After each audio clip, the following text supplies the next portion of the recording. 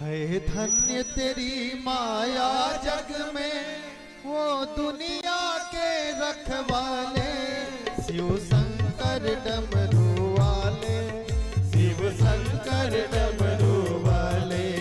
है धन्य तेरी माया जग में, वो दुनिया के रखवाले, शिव शंकर डमरू वाले, शिव शंकर डमरू वाले।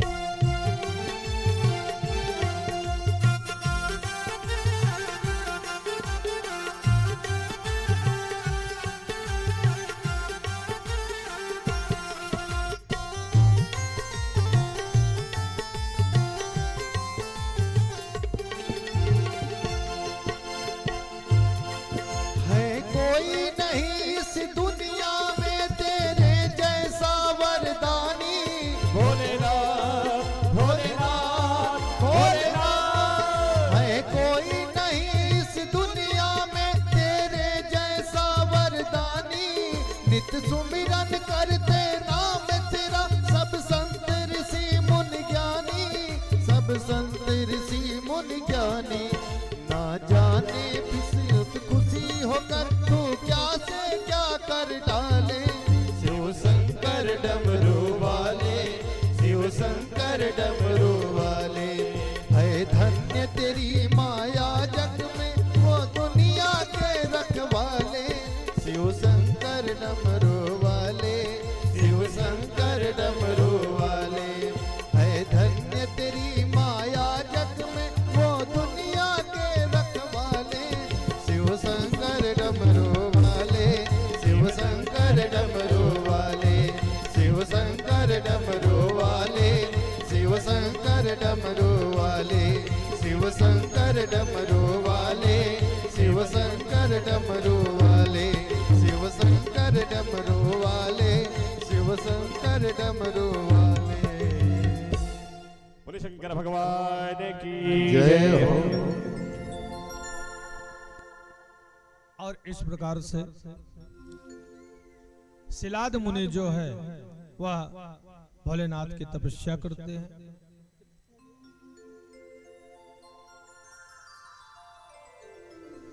और भोलेनाथ प्रसन्न होते हैं। भोलेनाथ ने कहा, काहे मुनिराज आप किस हेतु से तपस्या कर रहे हैं? शिलाद मुनि ने कहा, महेश यदि तुष्टोसि यदि वा वरदस्व मे, इच्छामि त्वत्समं पुत्रं मृत्योहीनमयो निजम्। हे महेश, हे भोलेनाथ, यदि आप हम पर प्रसन्न हैं तो ऐसा वर दीजिए जो आप जैसा पुत्र हमको प्राप्त हो। जिसकी कभी मृत्यु ना हो। भोलेनाथ ने कहा मेरे जैसा तो भैया कोई और नहीं है, फिर तो हमें स्वयं ही तुम्हारा पुत्र बन के आना होगा।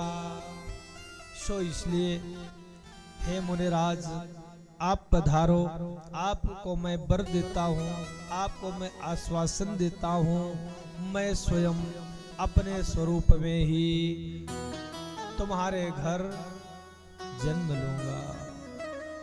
सो भैया कुछ कालांतर के बाद एक दिन शिलाद मुनि यज्ञ कर रहे थे और उसी समय यज्ञवेत्ताओं में श्रेष्ठ जो शिलाद मुनि थे उन्हीं के समक्ष यज्ञ स्थल में उनके शरीर में कर्षण होने लगता है और शिवजी की आज्ञा से उस प्रलयाग्नि के सदृश एक महापुरुष का प्रादुर्भाव होता है और उस पुरुष को देख करके, उस बालक को देख करके शिलाद मुनि बड़े प्रसन्न होते हैं। त्वया हम नंदितो यशमा नंदी नामना सुरेश्वरः तस्मात् त्वादेवमानन्दं नमामि जगदीश्वरम्।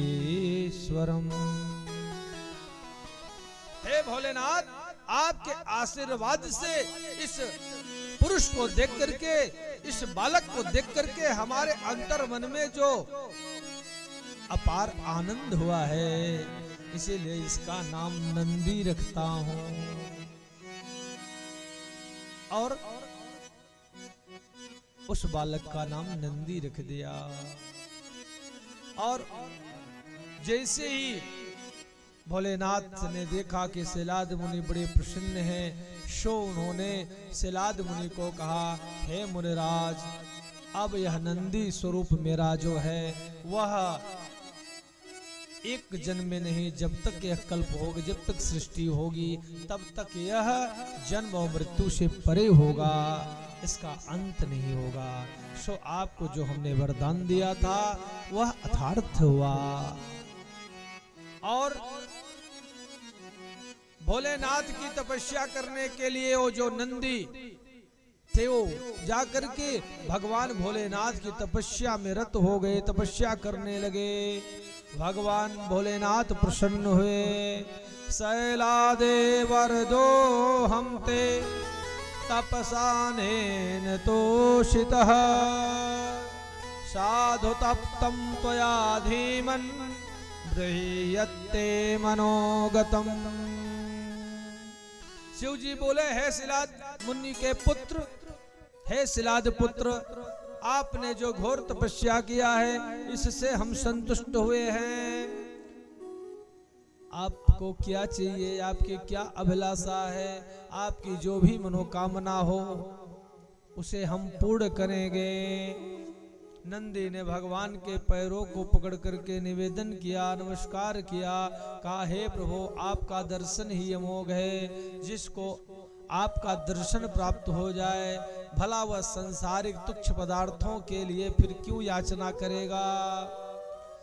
शिव जी ने कहा आपकी निष्ठा, आपकी भक्ति, आपके भाव को देख करके हम अतिशय प्रसन्न हुए।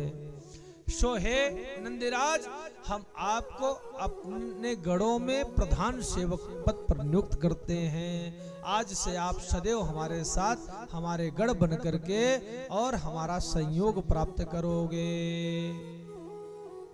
और सुयस नामक मरुद कन्या के जो भगवान शिव की कृपा से वह नंदी के साथ विवाह संपन्न किया, नंदी की पत्नी हुई, उससे पाणी ग्रहण संस्कार हुआ। और इस प्रकार नंदी जो है जा करके भगवान के चरणों में प्रणाम करके नमस्कार करते हैं और माता भगवती अंबिका के श्री चरणों को नमन करके कहते हैं भक्तिर्भवतु मे देवी पादयोस्ते सदावरा। हे देवी हमें कुछ नहीं चाहिए, हे माता भगवती अपने इस दास को केवल एक ही आशीर्वाद दो कि सदैव आपके प्रति मेरी भक्ति बनी रहे, कभी हमारे मन में आपके प्रति दुराव ना हो, कभी आपके प्रति मेरा स्नेह मेरा आदर कम ना हो, बस एक ही अभिलाषा है। माता पार्वती ने कहा हे नंदीराज, तुम हमारे पुत्र के समान हो, इसलिए हम तुम्हें आशीर्वाद देते हैं कि तुम्हारा जो भाव है वह कभी कम नहीं होगा, सदैव तुम्हारी श्रद्धा भोलेनाथ के चरणों में लगी रहेगी। भगवान का एक अवतार दुर्वासा मुनि का है। एक बार ब्रह्मा जी के पुत्र अत्रि मुनि जो है अपनी पत्नी अनुसुईया के साथ जाकर के और भगवान की आराधना करने लगे। भगवान प्रसन्न हुए, उन्होंने कहा कहिए मुनिराज, क्या इच्छा है, किस हेतु से, किस निमित्त से, किस अभिलाषा से आप तपस्या कर रहे हैं। अत्रि मुनि ने कहा हे भोलेनाथ, हम एक ऐसे पुत्र को प्राप्त करना चाहते हैं जो इस अखिल ब्रह्मांड का सर्वशक्तिमान हो, जिसके जैसा इस संसार में कोई ना हो, जो इस सृष्टि की संरचना से लेकर के इसका पालन करने से लेकर के इसका संहार तक करने में समर्थवान हो। भोलेनाथ ने कहा तो एक आदमी के बस की बात नहीं, एक देवी देवता के बस की बात नहीं, आपने ऐसा वरदान मांगा है, ना तो यह मैं अकेले कर सकता हूँ, ना तो ब्रह्मा विष्णु कर सकते हैं, इसके लिए तो हम त्रिदेवों को एक साथ आपका पुत्र बनना पड़ेगा। सो भगवान ने अत्रि मुनि को आशीर्वाद दिया कि आपकी मनोकामना पूर्ण होगी और हम त्रिदेव जो हैं ब्रह्मा विष्णु महेश तीनों आपका पुत्र बनकर के अवतरित होंगे और आपकी अभिलाषा को पूर्ण करेंगे। सो भैया ब्रह्मा जी चंद्रमा के रूप में और भगवान श्री हरि विष्णु जो हैं और जो बाबा भोलेनाथ हैं, भोलेनाथ जो है वह दुर्वासा मुनि, दुर्वासा का क्रोध सारे जगत में समस्त सृष्टि में प्रसिद्ध है कि दुर्वासा जैसा कोई क्रोध ही नहीं हुआ। और विष्णु भगवान अपने अंशावतार में दत्तात्रेय के रूप में अवतरित होते हैं। त्रिदेव आकर के माता अनुसुईया और अत्रि मुनि के यहाँ पुत्र भाव को ग्रहण किया और उनकी मनोकामना को पूर्ण किया। एक बार रघुवंशी अम्बरीश जो कि एकादशी व्रत रखते थे, नित्य हर महीने की दोनों पक्ष की, कुछ शुक्ल पक्ष कृष्ण पक्ष की एकादशी का व्रत रखते और द्वादशी को पारण करते थे। एकादश्यां व्रतं कृत्वा द्वादश्यां चैव पारणं करिष्यामिति सदृढ़ संकल्प अस्तो नराधिपः। और ऐसा उन्होंने संकल्प लिया था कि एकादशी के दिन उपवास रख करके द्वादशी के दिन मैं अन्न ग्रहण करूंगा और ब्राह्मणों की सेवा करूंगा, ब्राह्मणों को भोजन प्रसाद जिमाऊंगा, इसके बाद ही मैं अन्न ग्रहण करूंगा, अपना व्रत तोड़ूंगा। सो एक दिन दुर्वासा मुनि ने देखा कि अम्बरीश की चर्चा सर्वत्र हो रही है, सन्मित्र जैसा धर्मात्मा, अम्बरीश जैसा महात्मा, सभी उसका गुणगान कर रहे हैं। सो दुर्वासा मुनि अपने शिष्यों के समेत पहुंच जाते हैं। द्वादशी आरंभ हो चुकी है, पारण का समय हो गया है। अम्बरीश ने दुर्वासा महाराज का आवभगत किया, पैर प्रक्षालन करके चरणामृत ग्रहण किया और धूप दीप नैवेद्य से पूजन किया। कहा प्रभु आप बड़े अवसर पर पधारे हैं, मैं आप जैसे ऋषि को जिमा करके धन्य हो जाऊंगा। दुर्वासा ने कहा पर एक बात है, पहले मैं स्नान करने जा रहा हूँ, स्नान करके आऊंगा तभी मैं प्रसाद ग्रहण करूंगा, तब तक आप मेरी प्रतीक्षा करोगे। अब दुर्वासा जी चले गए। इधर द्वादशी का मुहूर्त बीता जा रहा है। अगर पारण नहीं करते हैं तो उनका व्रत खंडित होता है, और अगर पारण कर लेते हैं तो दुर्वासा की आज्ञाओं का उल्लंघन हो। बड़ा धर्म संकट करे तो क्या करें।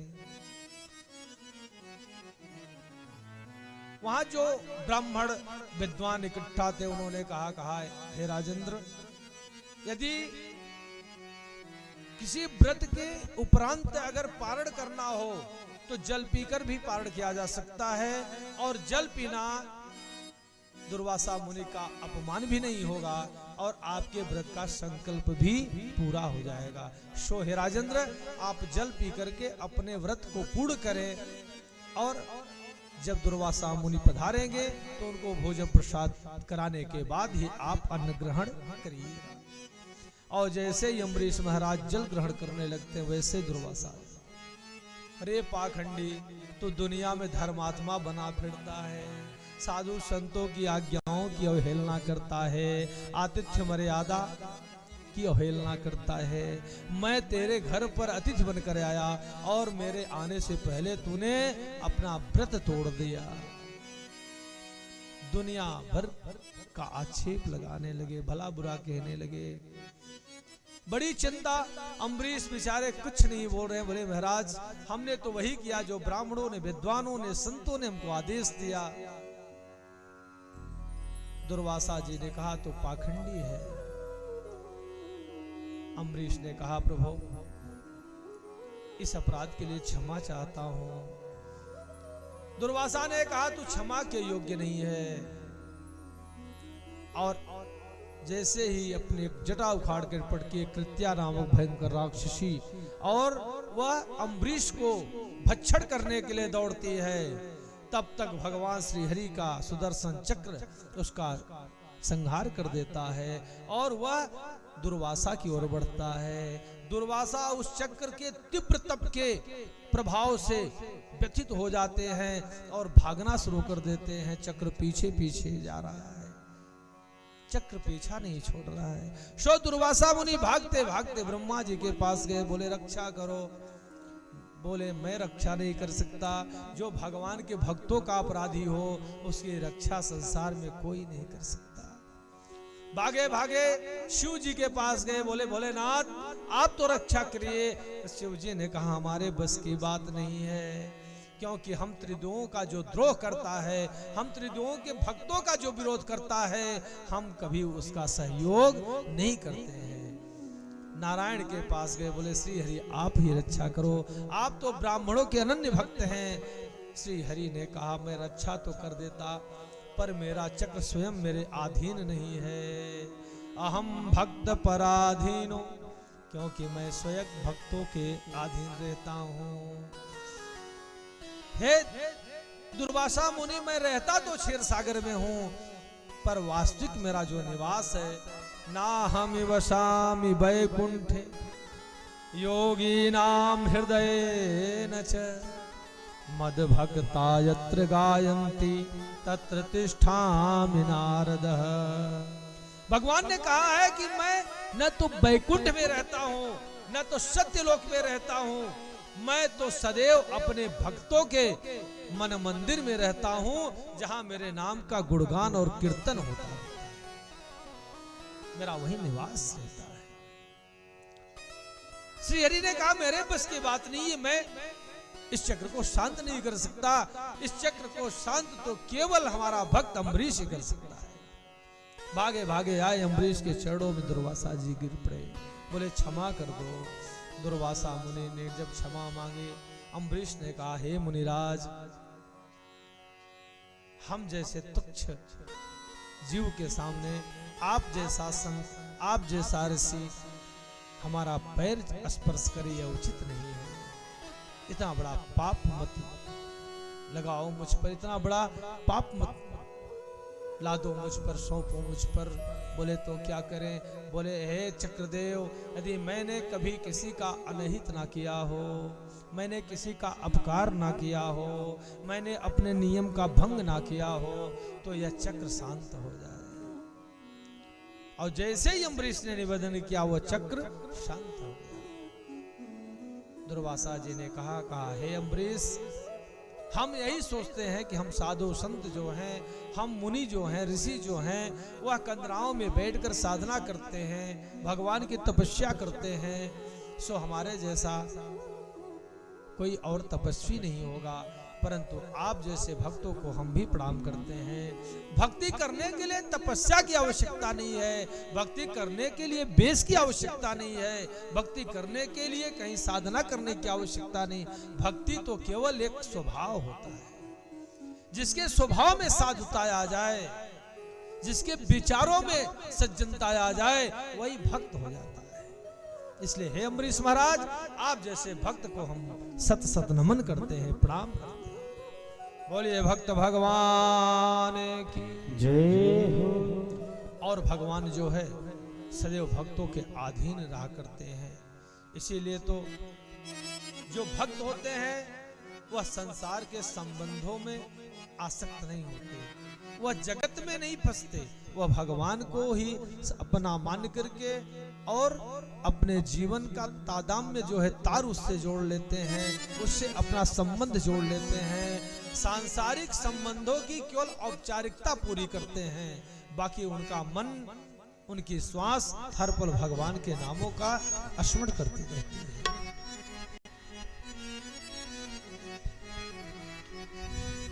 और जो भक्त होते हैं वही कहते हैं कि हे शंकर, हे भोले, हे देवाधिदेव महादेव, केवल आप भी एक हमारे हो, बाकी यह जगत तो कहने को अपना है, लेकिन यह बेगाना है, यह पराया है, यह जगत किसी का नहीं है। साजन प्रीत लगा के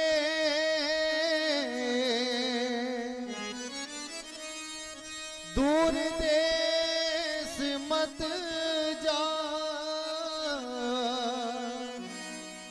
बसो हमारी नगरी, मोहि सुंदर मुख दिखना। एक तू ही मेरा, एक तू ही मेरा जग बेगाना, हे भोले मेरी लाज रखना। एक तू ही मेरा जग बेगाना, हे भोले मेरी लाज रखना। मैंने सब कुछ तुमको ही माना हो, मैंने सब कुछ तुमको ही माना, हे भोले मेरी लाज रखना। एक तू ही मेरा जग बेगाना, हे भोले मेरी लाज रखना। मैंने सब कुछ तुमको ही माना, हे भोले मेरी लाज रखना।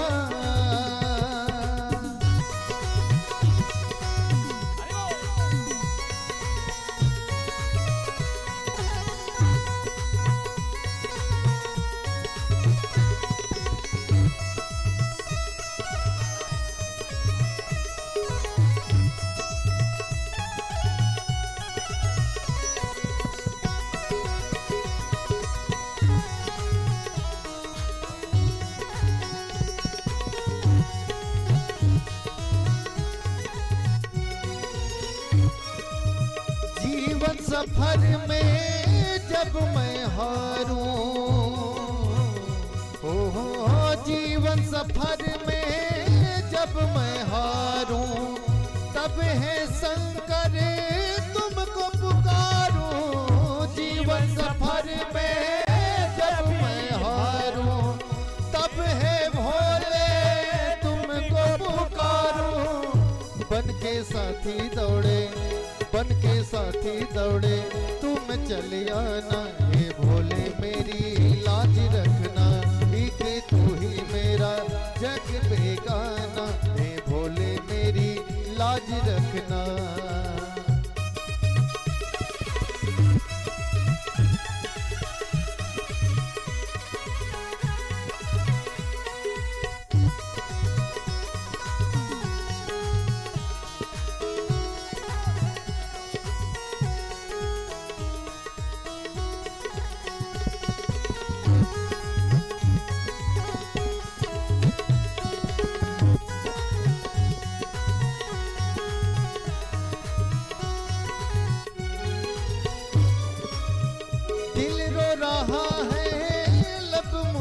मुस्कुराए हैं,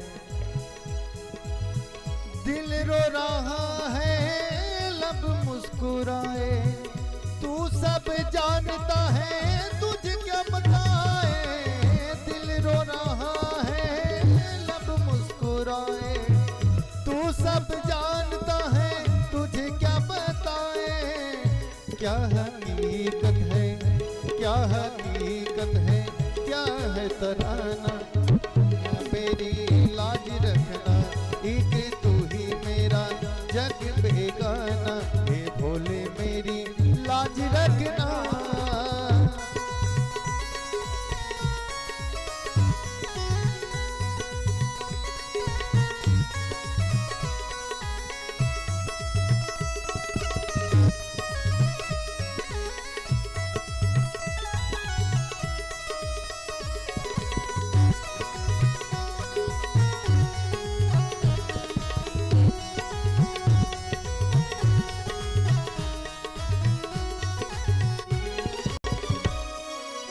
जीवन सफर में जब मैं हारूं,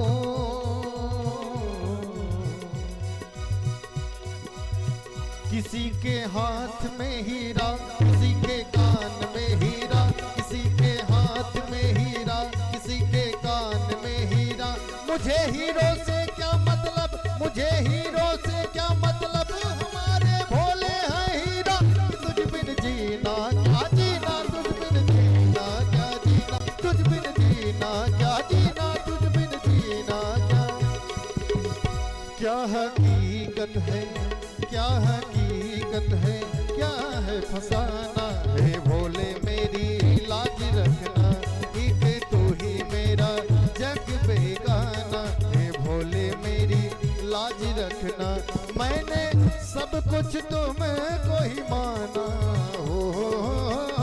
मैंने सब कुछ तुमको ही माना, हे भोले मेरी लाज रखना, एक तू ही मेरा जग बेगाना, हे भोले मेरी लाज रखना, एक तू ही मेरा जग बेगाना, हे भोले मेरी लाज रखना, एक तू ही मेरा जग बेगाना, हे भोले मेरी लाज रखना।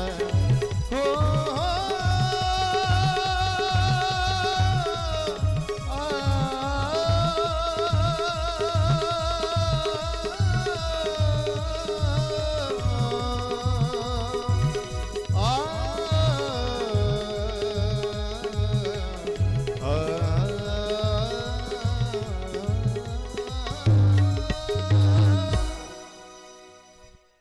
हर हर महादेव। एक बार प्रेम से बोलिए ओम नमः शिवाय। दुर्वासा महाराज जो है इस प्रकार जाकर के भर भक्तों की परीक्षा ले। शौनकादि मुनियों ने कहा हे सूत जी महाराज, दुर्वासा मुनि ने और किसकी परीक्षा ली? सूत जी ने कहा एक लोग हो तो बताएं, 1000 लोग ऐसे जिनकी परीक्षा दुर्वासा ने लिया। और उसी रघु वंशियों में एक बार और दुर्वासा जी परीक्षा लेने चले। जब हमारे राम जी अपनी लीला संपन्न कर चुके,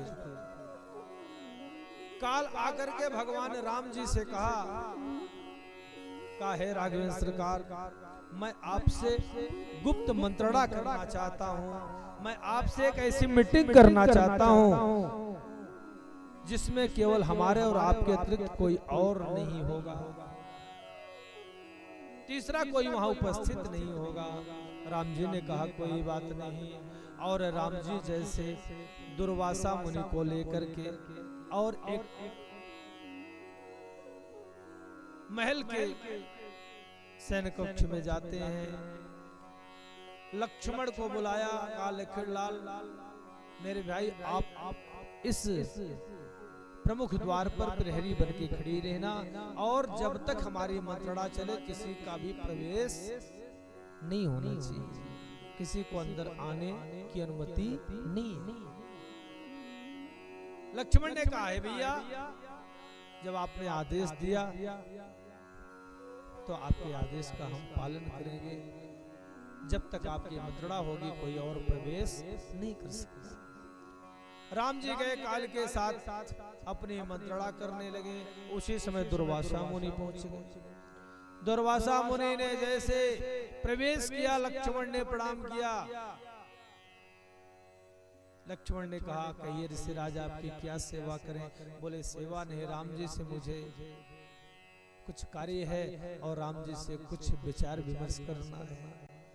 लक्ष्मण ने कहा अगर आप बुरा ना माने तो थोड़ी सी यह दास शिष्टता कर रहा है, धृष्टता कर रहा है। अगर आप आदेश दे तो वह कार्य मैं कर सकता हूँ। बोले, नहीं, वह कार्य राम जी ही करेंगे और राम जी से मिलना मेरा अनिवार्य है। लखनलाल ने कहा, पर क्षमा चाहता हूँ, थोड़ी देर आप विश्राम करिए, फिर भैया आप मिल लेंगे आपसे, राम जी मिल लेंगे आपसे। दुर्वासा ने कहा, मैं प्रतीक्षा नहीं कर सकता। लक्ष्मण ने कहा, तब इस समय आप मिल भी नहीं सकते, क्योंकि मेरे भैया इस समय किसी के साथ मंत्रणा कर रहे हैं और मेरे भैया का यह आदेश है कि जब तक मैं ना कहूँ किसी को अंदर आने की अनुमति मत देना। सो क्षमा चाहता हूँ। दुर्वासा ने कहा, तुम रघुवंशी होकर के और एक संत को रोको? रघुवंशियों की तो मर्यादा या नहीं थी? अरे रघुवंशी तो संत की आज्ञा पर सर्वस्व न्यौछावर करते थे, और एक तुम हो जो हमें राम जी का दर्शन करने के लिए अवरोध कर रहे हो। लक्ष्मण, एक तरफ राम जी की आज्ञा, दूसरी तरफ संत का अनादर, रघुवंश की मर्यादा। लक्ष्मण ने कहा, ठीक है हे मुनिराज, यदि ऐसी बात है तो रघुवंश की मर्यादा को मैं कलंकित नहीं कर सकता। उसके लिए जो भी मुझे दंड मिलेगा स्वीकार कर लूंगा। आप पधारिए। दुर्वासा जी जैसे अंदर गए, काल के साथ भगवान की मंत्रणा पूर्ण हो चुकी थी, लेकिन भगवान की आज्ञा का यहाँ उल्लंघन हो गया। भगवान राम जी ने कहा, जो मेरी आज्ञाओं का उल्लंघन करेगा, कोई और अगर इस कमरे में प्रवेश करेगा तो हम उसे मृत्यु दंड देंगे। आज विकट समस्या, राम जी मृत्यु दंड कर दे तो कैसे दे उस लक्ष्मण को जो बचपन से लेकर के आज तक भगवान की हर आज्ञाओं का पालन किया हो, क्षण मात्र भी भगवान से दूर ना रहा हो, क्षण मात्र भी भगवान की सेवा से वंचित ना रहा हो। बड़ा धर्म संकट। राम जी ने विचार किया कि मृत्यु दंड तो नहीं दे सकता, लेकिन अगर अपने स्वजन सगे संबंधियों का कोई जो आपको बहुत प्रिय हो, अगर आप उसका त्याग कर दे तो वह मृत्यु के समान होता है। सो राम जी ने कहा, आज से मैं लक्ष्मण का त्याग। लक्ष्मण ने कहा, हे भैया, जब आपने ही हमें त्याग दिया तो हमारे जीवन का कोई अस्तित्व ही नहीं।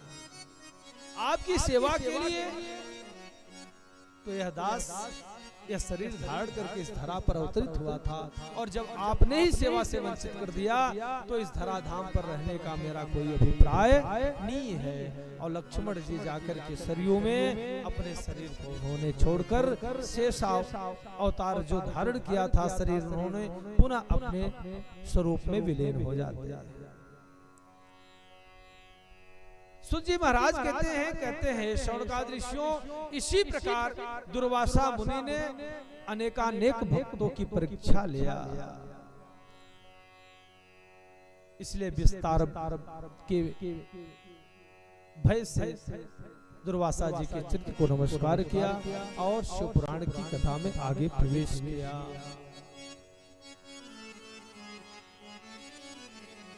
शौनकादृशियों ने कहा, सुत जी महाराज, यति अवतार जो भोलेनाथ ने धारण किया था, क्यों धारण किया था, किस लिए धारण किया था, यह जानने की हमारी जिज्ञासा है। सुत जी ने कहा, शौनकादृशियों, यह बड़ी विलक्षण लीला है। एक बार एक भील जो और भीलनी, भील का नाम था आहुक और भीलनी का नाम था आहुका। आहुक और आहुका पति पत्नी दोनों भगवान की नित्य पार्थिव लिंग बना करके पूजा करते और श्रद्धा के साथ भगवान की षोडशोपचार से पूजा करते और नित्य का उनका नियम था। भगवान शिव के अनन्य भक्त थे। एक दिन भोलेनाथ ने विचार किया कि चलकर के इनकी परीक्षा करूं और जति का रूप धारण करके भगवान सन्यासी का रूप धारण करके और उस भील के घर पहुंच जाते। बारिश हो रही है, छमछम बारिश गिर रही है और उस भील राज के पास केवल एक कुटिया जिसमें दोनों पति पत्नी रहते हैं। सायंकालीन की बेला जैसे भगवान भोलेनाथ पहुंचे, भील ने प्रणाम किया, चरणोदक लिया, ले जाकर के आसन पर बैठाया। कहा, हे संत भगवान, कहिए दास आपकी क्या सेवा करे। जति रूप में भगवान भोलेनाथ ने कहा, हे भीलराज, मैं सेवा नहीं, आज आपके यहाँ रात्रि निवास करना चाहता हूँ। भील ने कहा, आहुक ने कहा, जैसी आपकी इच्छा। बड़ी चिंता, पति पत्नी दोनों विचार करने लगे। कुटिया, एक छोटी सी कुटिया है, बारिश हो रही है और बाहर जंगली जानवर जो है, हिंसक जानवर पूरी रात भ्रमण करते रहते हैं। ऐसी परिस्थिति में संत को कैसे और कहां रखा जाए,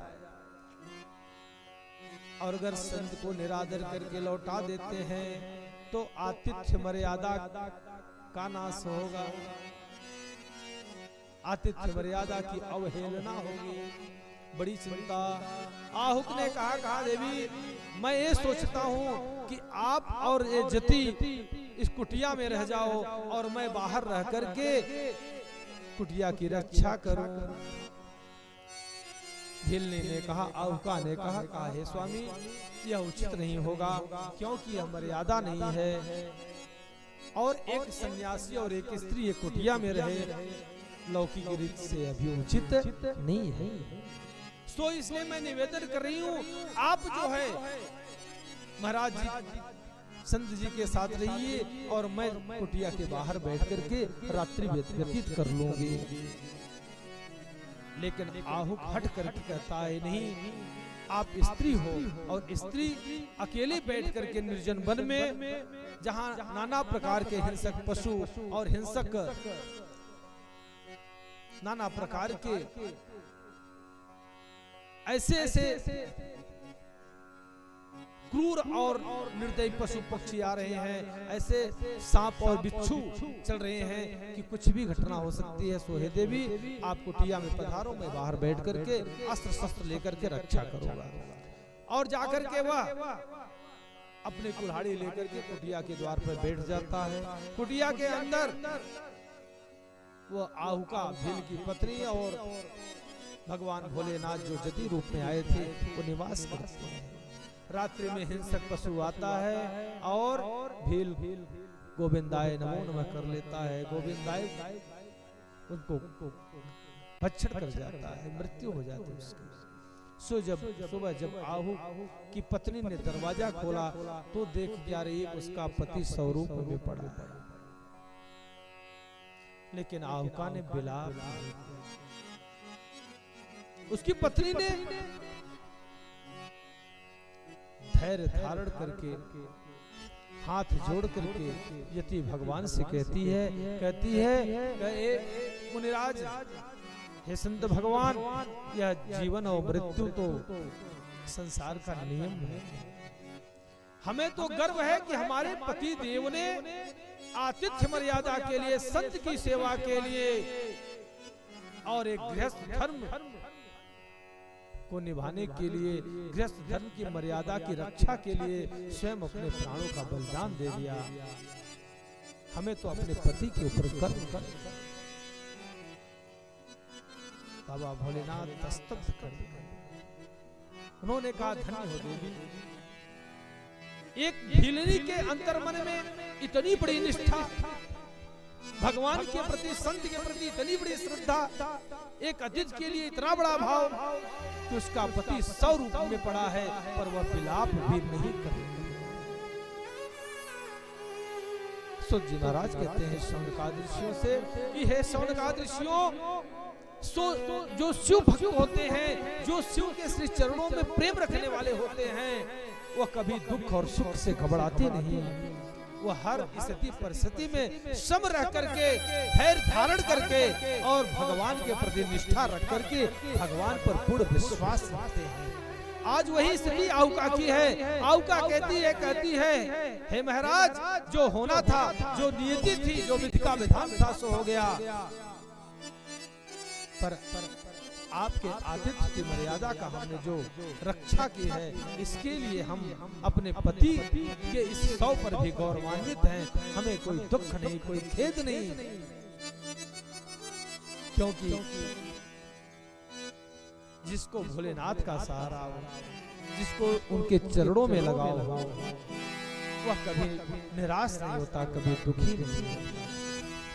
सहारा मिलेगा, सहारा मिलेगा, सहारा मिलेगा, सहारा मिलेगा, हरि नाम गालो सहारा मिलेगा, हरि नाम गालो सहारा मिलेगा, भोले नाम गालो सहारा मिलेगा, सहारा मिलेगा, सहारा मिलेगा, सहारा मिलेगा, सहारा मिलेगा, भोले नाम गालो सहारा मिलेगा, हरि नाम गालो सहारा मिलेगा।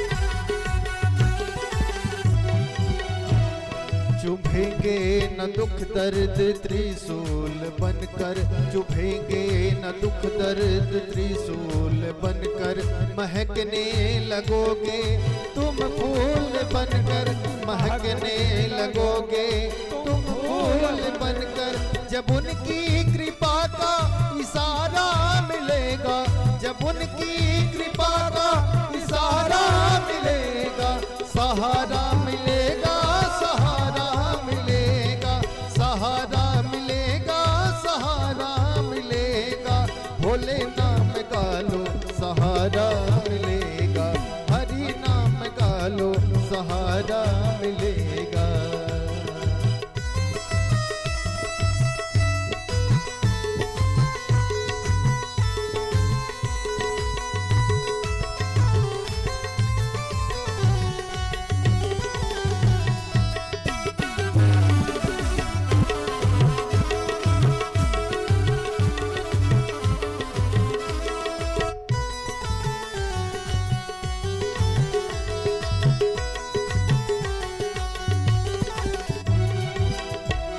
अगर तुम रहोगे हरि की नजर में, अगर तुम रहोगे हरि की नजर में, न जीवन की नैया फंसेगी भंवर में, न जीवन की नैया फंसेगी भंवर में, अगर तुम रहोगे हरि की नजर में, अगर तुम रहोगे हरि की नजर में, न जीवन की नैया फंसेगी भंवर में, न जीवन की नैया फंसेगी भंवर में, उसे हर तूफान से किनारा मिलेगा, उसे हर तूफान से किनारा मिलेगा, सहारा मिलेगा, सहारा मिलेगा, सहारा मिलेगा, सहारा मिलेगा, भोले नाम गालो सहारा मिलेगा, हरि नाम गालो सहारा मिलेगा।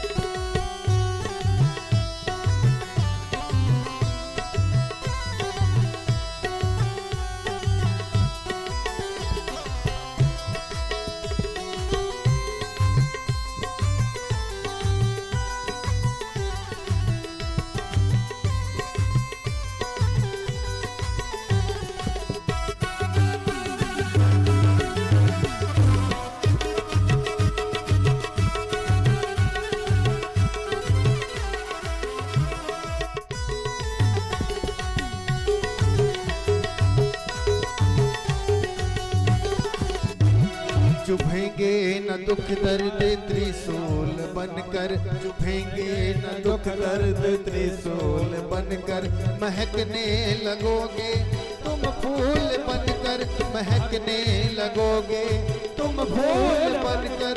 जब उनकी कृपा का इशारा मिलेगा, जब उनकी कृपा का इशारा मिलेगा, सहारा मिलेगा, सहारा मिलेगा, सहारा मिलेगा, सहारा मिलेगा।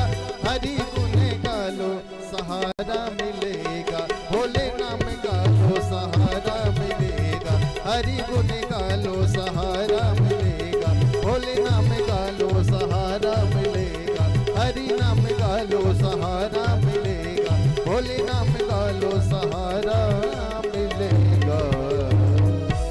बोले बहुत भान बाबा भोलेनाथ की।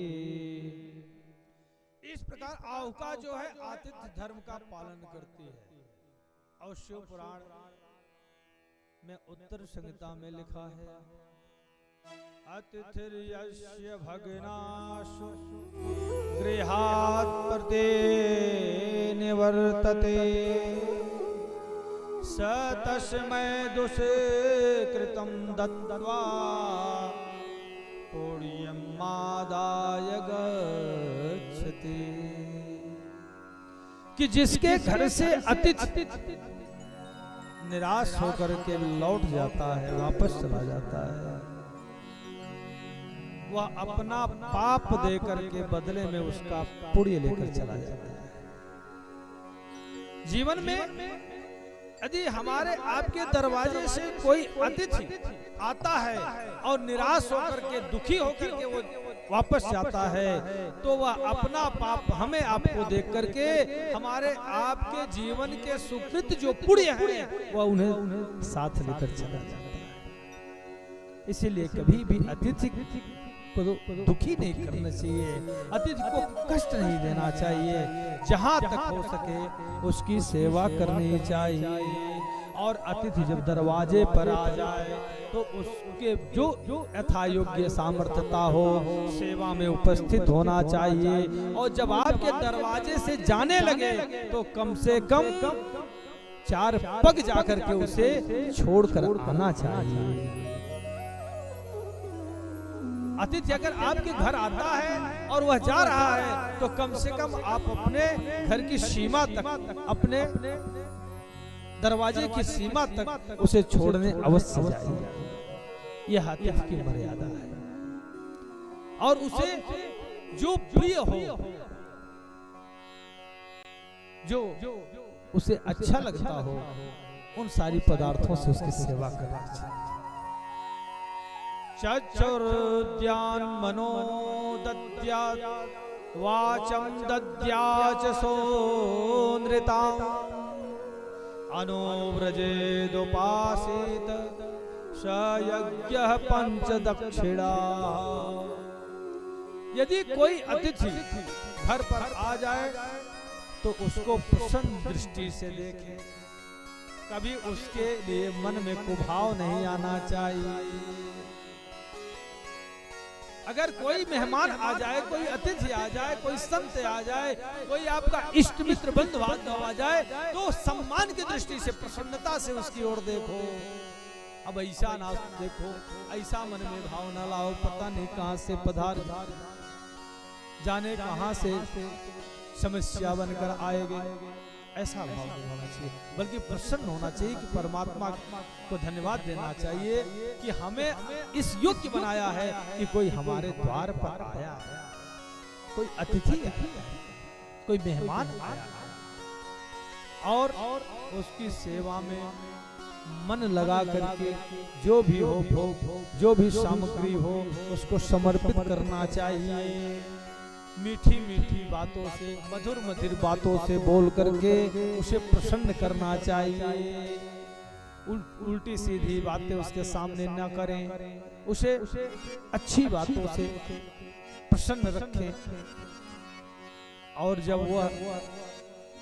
जब तक आपके घर में रहे, जब तक वह निवास करे, तब तक जो है आप उसके लिए कुभाव ना आने दे मन में, अपने अंतर मन में कुभाव का प्रादुर्भाव ना होने दे, बल्कि भाव से श्रद्धा से उसकी सेवा में संलग्न रहे।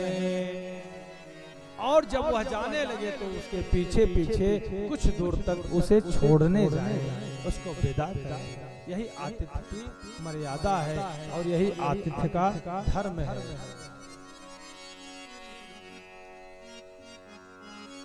क्योंकि हमारे आपके पास कोई 3 कारणों से ही आता है। या तो भाव से आता है, या तो अभाव में आता है, और या तो प्रभाव में आता है।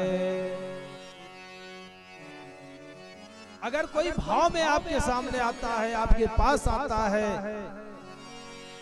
तो उसे सम्मान दो। और कोई अभाव में आता है तो उसकी सहायता करो। और यदि कोई प्रभाव में आता है तो ईश्वर को धन्यवाद दो कि आपको इस लायक बनाया है, इस योग्य बनाया है कि कोई आपके प्रभाव में आकर के आपसे सहयोग की अपेक्षा रखता है। कभी उसका निरादर मत करो, कभी उसके साथ दुर्व्यवहार मत करो। और इतना ही नहीं, संसार में बड़भागी वही है, संसार में भाग्यवान वही है